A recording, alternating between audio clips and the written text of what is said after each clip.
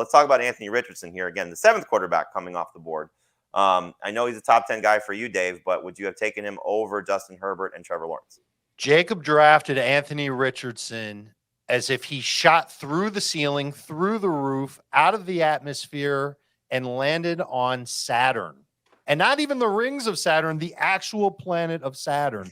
That's where he drafted Anthony Richardson. I have a hard time believing that in his rookie year, after only playing, 13 games at Florida, Jamie?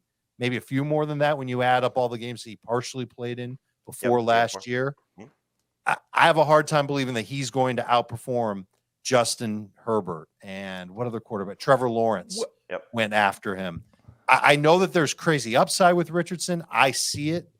But I'm also really worried about taking him over a lot of not just quarterbacks, but other pretty good players that Jacob could have had.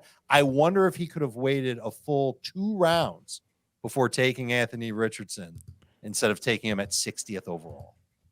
I think first off, he would have to bet that he could get him in 2 rounds because he's picking on the end. So if he does, I'd like it better if he'd have taken Brandon Ayuk in the 5th and then Richardson in the 6th, but no. Yeah, but that's a different part. But like he was going to have to bet on him making it to the end of the 7th. I don't find it as hard to believe that he could be better than Herbert and Trevor Lawrence. I definitely think he can be better than Herbert and Trevor Lawrence were last year. Those two, Lawrence averaged exactly 20 fantasy points per game. Herbert 19.3. I don't have any trouble at all believing he'll be better than that if he starts 17 games.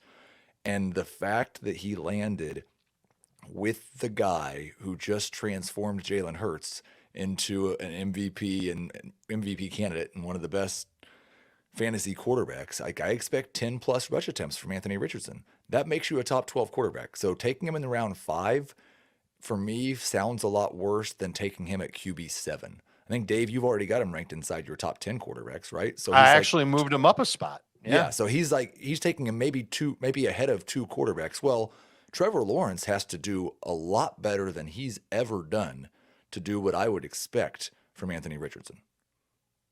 Yeah, I guess the only thing would be is those 2 guys, that I hope that's their floor for Herbert and Lawrence. Last year. I don't think there's a much lower situation for them in terms of what their points per game. And in terms of Lawrence, I think you sort of look at that stretch that he had, once, things maybe started to click for him. And then you say, okay, now he just got Calvin Ridley, and that's a pretty good, piece to add, whether he's 2-year removed Calvin Ridley or even just Calvin Ridley now. I think that's certainly a better situation than, Jamal Agnew and whatever they were rolling out there as their third receiver, Marvin Jones, I guess, as their third receiver last year. Hopefully Calvin Ridley's better than that. So we'll see how things go there for him. But yeah, look, I think the thing is, as we sort of illustrated with, what Jacob did with previous pick on the swing when he took Christian Watson, if he doesn't think he's going to get him, you got to take the chance there. And if there is a position to take a chance on, it's the quarterback position, because he can come back, especially knowing that he did it early. He can read the board and say, okay, when do I have to jump in on an Aaron Rodgers or Kirk Cousins or Geno Smith or whatever that, fallback option might be, as we discussed on Monday, whoever you're going to pair Anthony Richardson with. But, that's the type of move that hopefully can pay off, if he does, become that type of guy. Then you have maybe some draft capital to trade if you do, hit on Anthony Richardson being that type of player.